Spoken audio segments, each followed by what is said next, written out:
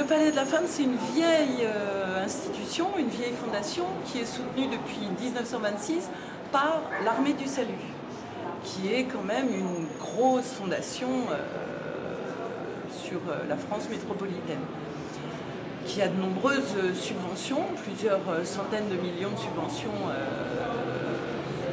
au vu de nos recherches. Et donc nous soutenons de plus en plus de femmes qui se mobilisent, qui sont résidentes locataires dans cette institution parce qu'elles déclinent énormément de difficultés dans leurs conditions au quotidien.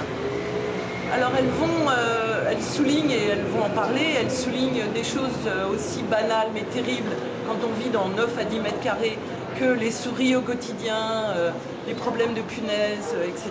Donc des nuisibles qui vont des petites choses pour autre chose. Mais elles soulignent aussi le fait que pour certaines, elles vivent là. Alors qu'elles ont déposé une demande de logement social, elles vivent là depuis plusieurs années.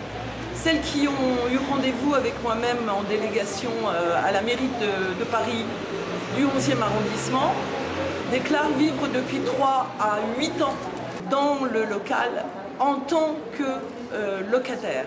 Elles tiennent à spécifier qu'elles sont locataires, elles ont donc des droits, ce qu'elles n'ont pas vraiment dans le lieu Armée du Salut.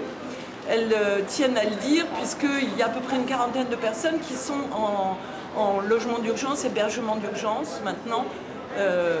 Voilà. Elles tiennent aussi à dire que ce lieu qui s'appelle Foyer féminin, Palais de la Femme, est maintenant mixte depuis 2 ans, ce qui pose d'autres problèmes de cohabitation avec certaines personnes, certains hommes qui peuvent être très corrects, mais d'autres qui peuvent aller jusqu'au harcèlement. Nous avons créé à une trentaine, avec le DAL entre autres, le CNDF, et énormément de réseaux associatifs, un comité de soutien, et nous appelons à ce que vous nous souteniez le plus nombreux et nombreux possible.